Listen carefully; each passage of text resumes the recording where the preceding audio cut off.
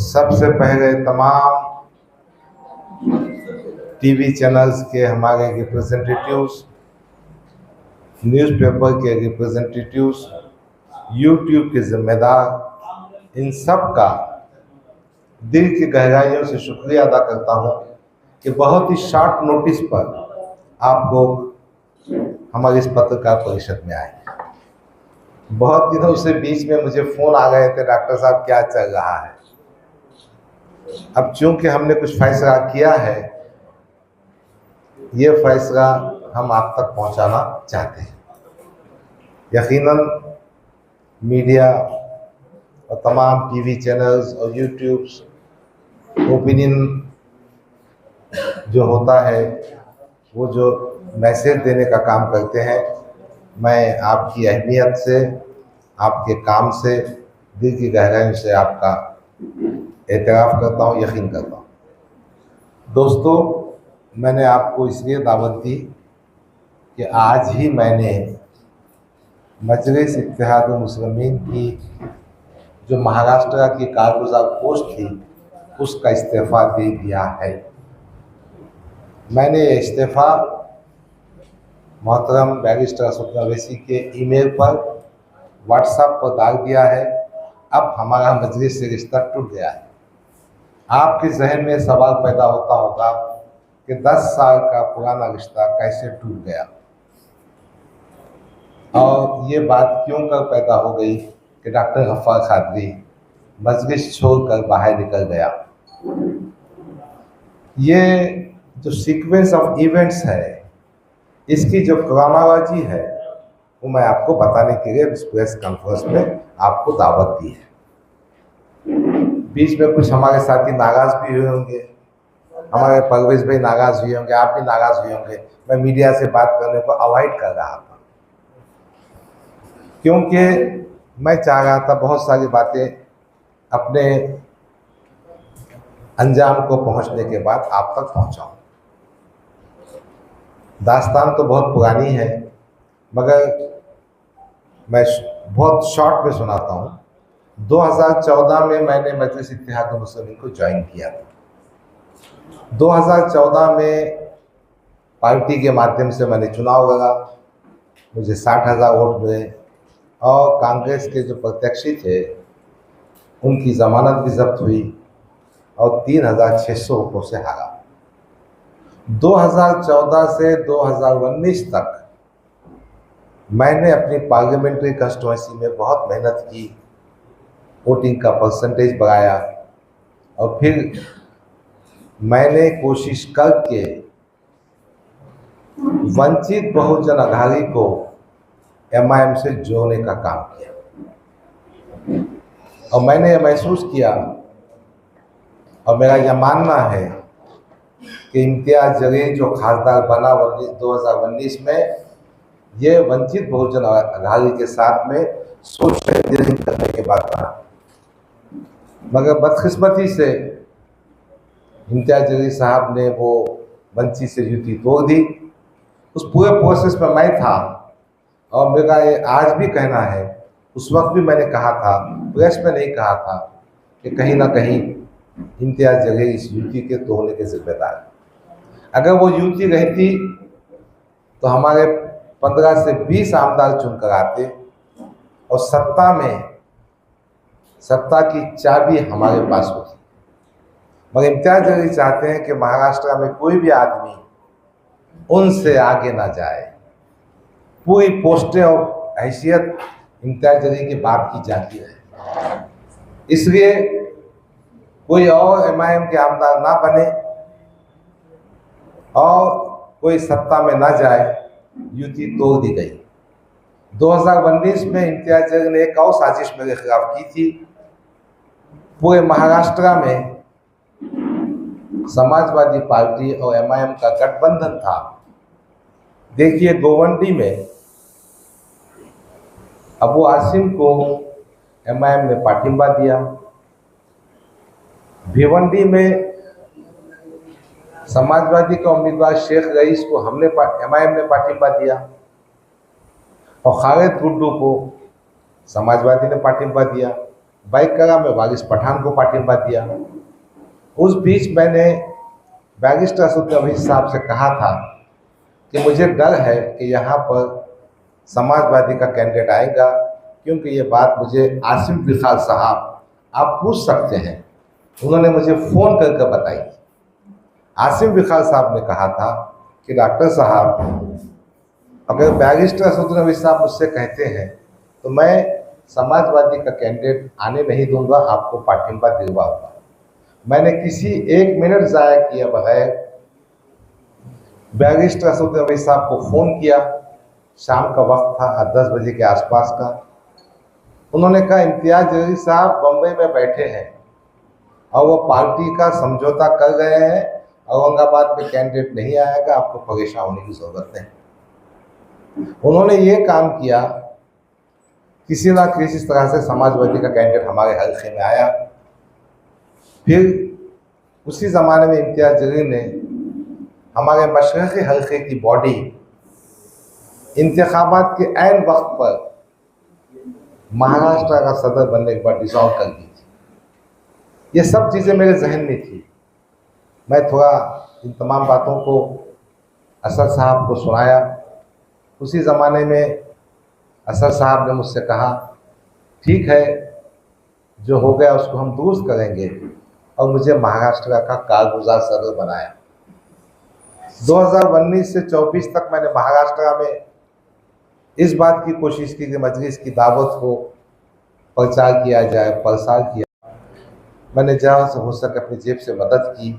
Covid का ज़माना आ गया, उस ज़माने भी आप पत्रकार को गवाह है, मैंने पार्टी के नाम पे बहुत कुछ काम किया। मैंने पार्टी को मजबूत करने का काम किया। और हाइट तो ये है, जब असद साहब पार्लियामेंट के चुनाव प्रचार में यहाँ आए थे तो उन्होंने ये जो विवांता होटल है वहाँ मुझसे कहा था कि डॉक्टर साहब, हम मशरक़ी हल्के असेंबली से आपको ना सिर्फ उम्मीदवार बनाएंगे बल्कि आपको किस तरह से जीत को यकीनी बनाया वो देखेंगे, और मशरक़ी हल्के असेंबली की सीट आपको गिफ्ट में देंगे। और आपने देखा होगा, जाते वक्त एयरपोर्ट पे एक फ़ोटो है, असद साहब ऐसा मेरे गलों का हाथ लगा रहे हैं और चूम रहे हैं और कह रहे हैं, डॉक्टर हम तुम्हारी पूरी मदद करेंगे। अभी 2024 के पार्लियामानी इंतखाबात के आखिरी दिन जब असद साहब शाम का प्रचार करके सुबह की फ्लाइट से हैदराबाद जा रहे थे, होगी बात। फिर क्या हुआ, औरंगाबाद में वक्फ एक्ट के सिलसिले में एक मीटिंग हुई। उस मीटिंग में असद साहब ने 5 नाम डिक्लेयर किए। अब उसमें से कुछ लोग नए भी हैं, रईस लश्करी, शताब्दी भी काफ़ी जूनियर है, 2 तो सिटिंग एमएलएज है। इम्तियाज़ साहब का भी नाम डिक्लेयर कर दिए। मेरे मन में थोड़ा सा एहसास पैदा हुआ, क्या पार्टी अपने को टिकट देना नहीं चाहती। मैं कश्मकश में था। 21 सितंबर को मैं हैदराबाद पहुंचा। मैं असद साहब की गाड़ी के पास जाकर खड़ा रहा। मैंने असद साहब से गुजारिश की कि सदर मोहतरम, मुझे 3 मिनट 5 मिनट आपसे बात करना है। और फिर मैंने कहा, मैं आपकी गाड़ी में बैठ जाता हूँ, आप आगे जा रहे हैं, जहाँ मेरी बात ख़त्म हो जाएगी मैं उतर जाऊँगा। सदर साहब ने कहा, नहीं, आप शाम में मुशायरे में आ जाओ। अब मुशायरे में ठीक है भाई, जब अकेले में बात तो मुशायरे में क्या बात होगी। मैंने उनको बाद में व्हाट्सएप डाला, उनके जवाब भी आए। उसका सारांश ये है कि आपने किस तरह से तय कर लिया कि मशरक़ी हल्के असेंबली से हम आपको उम्मीदवारी दे रहे हैं। How could you come to this conclusion that we are going to make a candidate from Aurangabad east assembly constituency for 2024।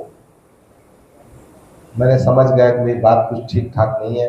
शाम के मुशायरे में नहीं गया, अलबत्ता सुबह की फ्लाइट से वापस आया 22 तारीख को। सोचते रहा फिर हमारे अफराद ख़ानदान नज़दीक के दोस्तों से बात कहा, मैंने कहा एक ख़त लिख देते हैं। हमने उसी ख़त की कॉपी आपको दी है, उसका हमने मराठी में भाषांतर भी किया है, ट्रांसलेटर के हाथ से किया है। मेरी मराठी उतनी अच्छी नहीं है, अंग्रेजी का भाषांतर भी ट्रांसलेटर के हाथ से किया है और उसमें तमाम बातों का हमने जिक्र किया है। 23 तारीख के शाम में हमने असद साहब को ईमेल और व्हाट्सएप के ज़रिए ये लेटर को पहुंचा दिया, कोई जवाब नहीं आया। फिर 15 दिन गुजरने के बाद 8 तारीख को हमने तमाम लोगों की मीटिंग की, उसकी रिपोर्टिंग भी आपके सामने है। फिर उस वक्त भी कोई जवाब नहीं आया। हमारी जो चाहने वालों की, जो मुझ पे प्रेम करते हैं, उसमें कुछ उलमाए कराम भी हैं, धार्मिक शख्सियतें भी हैं। भाई तो आधा गिलास पानी में धार्मिक शख्सियत मजलिस इत्तेहाद मुस्लिमीन की तायद में रहते हैं, और जब कभी असद अवैसी साहब इस शहर में आते हैं तो यकीनन उनकी मीटिंग करते हैं और उनसे कहते हैं कि हम आपके ख़दमों के पास बैठेंगे इस्लाम सीखने के लिए। तो उनमें से कुछ ज़िम्मेदार ने कहा, हमारे शरिया के सदर साहब ने हिमायत में हमारे ख़त दिया। ये उलमाए कराम और कुछ ज़िम्मेदार लोग असद साहब के मकान पर पहुँचे, जहाँ पर उनको कोई खातिर खा रेस्पॉन्स नहीं दिया गया। मैं ज़्यादा ऐड नहीं करना चाहता, उलमाए कराम से आप बात कर लीजिए। उसमें से कुछ लोग भी प्रेस कॉन्फ्रेंस में आना चाहते थे, उनको बड़ा डिसअपॉइंटमेंट हुआ। बहरहाल ये बातें होने के बाद अब हमने तय किया कि मशवरे के साथ हम अपने सियासी सफ़र की दिशा को तय करेंगे। 8 सितंबर के बाद हमने मुख्तलिफ साथियों से, मुख्तलिफ हमारे जो ग्रुप्स हैं उनसे बात की, और ये नतीजा निकालने के लिए थोड़ा वक्त लग गया। फिर हमने तय किया कि मजलिस इत्तेहाद मुस्लिमीन से अपने को दस्तबरदार हो जाना चाहिए, उससे अपने को राज़ीनामा दे देना चाहिए। और फिर हमने आज राज़ीनामा असद अवैसी साहब को भेज दिया है, उनको मिल गया है ईमेल के ज़रिए से, व्हाट्सएप के ज़रिए से। मैं आपको ये बताने के लिए हुआ हूँ, यकीनन ये बहुत दुख की बात है कि 10 साल से पार्टी के लिए कुर्बानियाँ देने वाले आदमी, खिदमात देने भी आदमी, पैसे खर्चने वाले आदमी, अपने बाल बच्चों को, ख़ानदान को नज़रअंदाज करते हुए पार्टी के आदमी को असद साहब 5 मिनट का वक्त भी नहीं दे सके। और 2019 से 2024 तक इम्तियाज़ जलील, 2014 से 2019 तक इम्तियाज़ जलील मुसलसल हमारे ख़िलाफ़ साजिशें करते रहे कि किस तरह से हमारा सियासी नुकसान हो।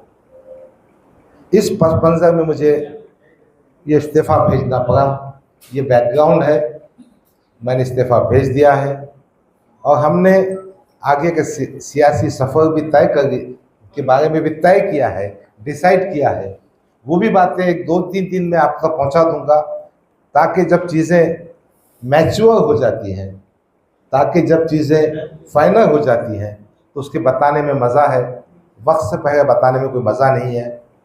मैं कांग्रेस हाईकमान के ज़िम्मेदारों से कांटेक्ट में हूँ, क्योंकि मशरक़ी हल्के असेंबली की सीट कांग्रेस के कोटे में आती है, जो महाविकास आघाड़ी का एक अंग है, एक हिस्सा है। बघार बहुत सारी डेवलपमेंट होंगे। मेरे पास पूरे महाराष्ट्र से पार्टी के पदाधिकारियों का, पार्टी के चाहने वालों का फ़ोन है। अभी अभी नांदेड़ से फिरोज़ गागा जो मराठवाड़े के अध्यक्ष हैं, एक माजिद बशीर साहब जो मराठवाड़े के सेक्रेटरी हैं, हमारे नागपुर के साथी हैं, हमारे विदर्भ के साथी हैं, मुख्तलिफ ज़िलों के साथी हैं, वो सब कह रहे हैं कि डॉक्टर साहब आपके साथ हम भी पार्टी छोड़ना चाहते हैं। आप जानते हैं आज से इलेक्शन के फॉर्म के भरने का टाइम शुरू हो गया है। टाइम बहुत कम है। मुझे भी मेरे इंतखाबी सिलसिले में भागदौड़ करना है। इन तमाम साथियों को मैं जमा किया होता, मगर इंशाअल्लाह ताला मेरे इस्तीफ़ा के बाद महाराष्ट्र में काफ़ी पद अधिकारियों के इस्तीफ़ा की बारिश शुरू हो जाएगी, क्योंकि ये सब लोग जानते हैं देवेंद्र फडणवीस के इशारे पर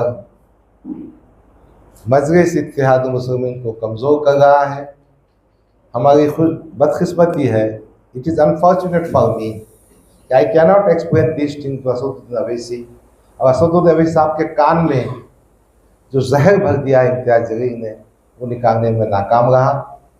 बहरहाल ये तमाम बातें आपके साथ शेयर करना थी। मैंने इससे पहले बहुत सारी बातें कही थी। अब मैं आपके साथ सुकून से बैठता हूँ। आपके जहन में जो भी सवाल होगा, या मुझे कुछ कौन कुरैश साहब की कंस्टिट्यूंसी 2019 में आएगा, शकीबुर रहमान बिठाता मैं आप नया, वो कामठी में रहता है, आएगा वो प्रेस में भी आके कहेगा। इम्तियाज़ जलील ज़बरदस्ती टिकट दिया ताकि कामठी की सीट, मेरा आपके माध्यम से कहना है, ये अपने आप को शाहगंज का टावा बहादुर बोलता ना इतना, अगर तेरे में दम है जा फडणवीस के खिलाफ साउथ वेस्ट नागपुर से चुनाव है, नांदेड़ चुनाव की क्या बात करेगा। बड़ा हमारे मोहतरम इम्तियाज़ जलील साहब कहीं ना कहीं देवेंद्र फडणवीस की हिमायत का काम कर रहे हैं। मैंने तो इससे पहले भी कहा था कि हम में से किसी का फ़ोन तो उठाते नहीं, मदद तो करते नहीं, उनकी मदद करते हैं। बड़ा बहुत इंस्टेंसेस है भाई। भाई हमारी कोशिश चल रही, इंशाल्लाह हो जाएगा। अगर कांग्रेस से टिकट इलेक्शन तो वहीं से करेंगे भाई।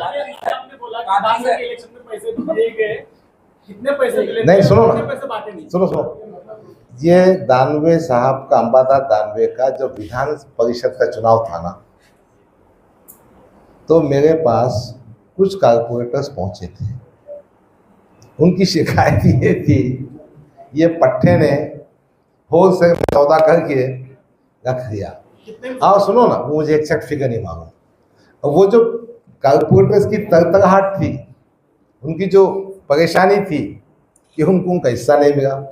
भाई इस शहर में आप रहते हैं ना, अंबर के जो कुलकर्णी साहब, उन्होंने भी चुनाव लगा था, उनका भी पैसा होलसेल में जमा किया। एक काम है, पैसा जमा करने में हमारा इम्तियाज़ जलील सबसे आगे। अब आप पत्रकार हो गए, आपको थोड़ा दुख होता होगा। बगा ये सब बातें थी, समझ में ये आता है कि इन तमाम बातों के साथ साथ वो हमको, और ख़ास तौर पे पार्टी के उन लीडरों को टारगेट कर रहे हैं जो कभी सियासी खत्म से आगे जा सकते। नहीं सुनो, आप कहा भाजपाची बी टीम म्हटलं जातं, हे खरं आहे का? एमआयएम भाजपाची बी टीम आहे की इम्तियाज जलील भाजपाची B team? Imtiaz Jaleel responsible है, इम्तियाज जलील मैन्युपुलेटर है, इम्तियाज जलील कॉन्स्पिरेटर है, इम्तियाज जलील चीटर है।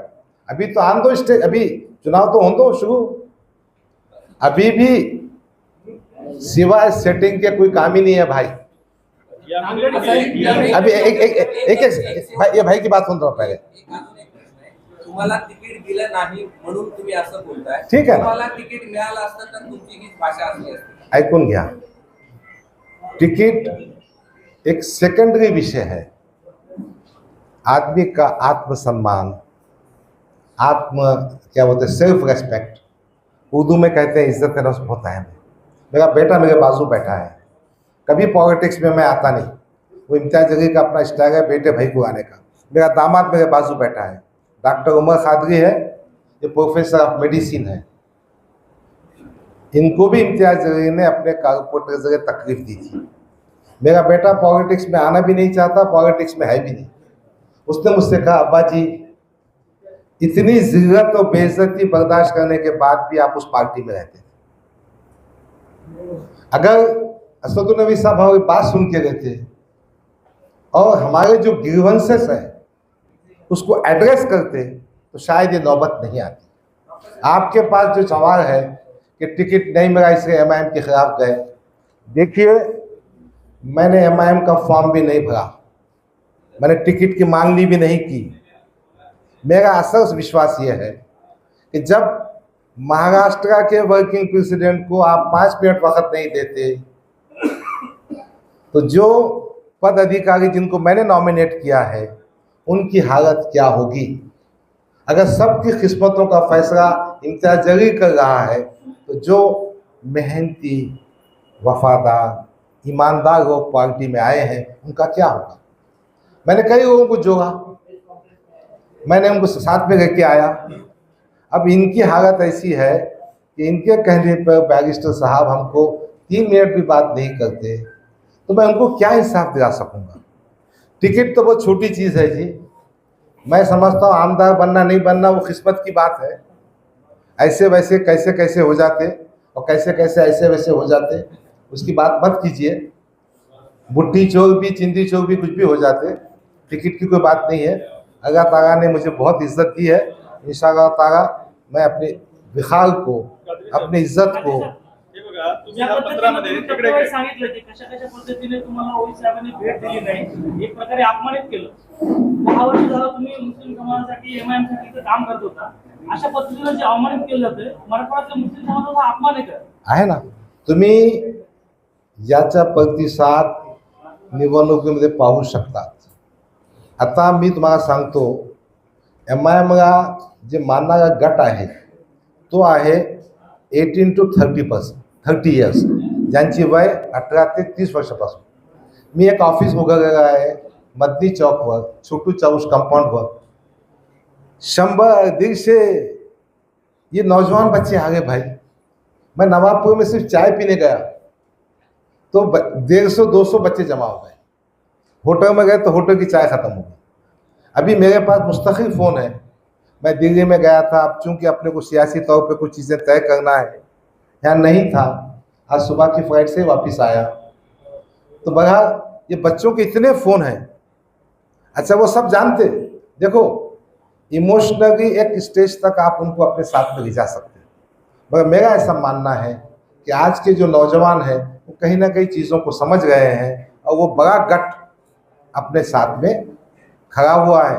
उन्होंने यहाँ तक कहा, भाई सुनो, तुम अपक्ष खड़ो, कोई भी पार्टी से खड़ो, हम तुम्हारा साथ दें। वंचित सोबत युती फोडण्याचं कारण नेमकं थोडं सविस्तर सांगा।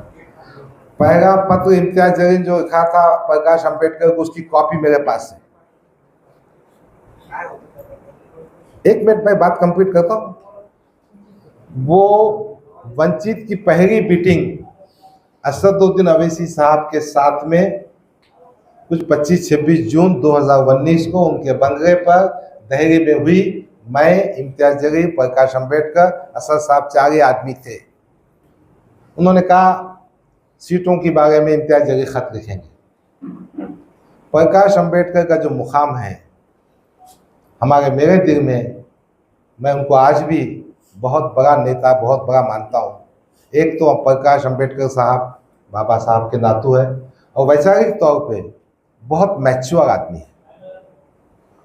अब चूंकि उस दिन तय पाया था, तो इम्तियाज जलील ने जो खत लिखा, चुन के आने तक तो बोलता था प्रकाश साहब मैं आपका हाथ पकड़ के जाऊंगा। प्रकाश अंबेडकर हमारे नेता है। प्रकाश अंबेडकर की वजह से 1,50,000 वोट मिले। लिखता उन्हें, डियर प्रकाश अंबेडकर। पहला एड्रेस डियर प्रकाश। मैंने मुझसे बोले how he is addressing to me. और पहले ही खत में कहा कि हमको 125 सीट होना चाहिए। बड़ा प्रकाश भाई से जिस तरह से ट्रीटमेंट किया गया, क्या होता है आदमी को, जब आप बहुत बड़ा भाई, आप गोद में उठा ले गए। इम्तियाज जलील साहब उनकी तारीफ में, और जैसे ही अपना काम निकल गया, तुम कौन मैं कौन। आप देखो ना, 19 से 24 तक कभी इम्तियाज जलील ने अपनी स्पीच में कहा कि वंचित का मेरे पे एहसान है, वंचित वैसे में मेरा पालन कर रहा। बताओ एक स्पीच, बताओ ना एक स्पीच तो भी।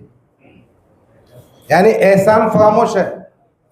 मगर इतनी बात है, जहाँ पॉलिटिकल जरूरत पड़ती ना, बराबर जाके घुटने टेकता, पाँव पड़ता।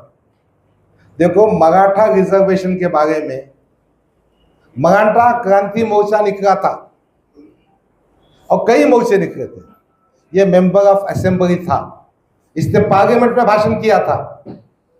मराठा क्रांति मोर्चे में जो मोर्चे चलाने वाले लोग हैं, वहाँ फॉर्च्यूनर गाड़ी है, वहाँ लैंड क्रूजर है, इनको क्या रिजर्वेशन की जरूरत है? असेंबली का भाषण देख लो जी। फिर बॉम्बे हाई कोर्ट में याचिका दाखिल किया था कि मराठों को रिजर्वेशन नहीं मिलता, और आज जगंगे पाटिल के पास जाके पाँव पड़ा है। जगंगे पाटिल साहब बहुत अच्छे इंसान है, उनको तमाम चीज़ें समझती है। तो ये है हमारे इम्तियाज जलील का स्टाइल।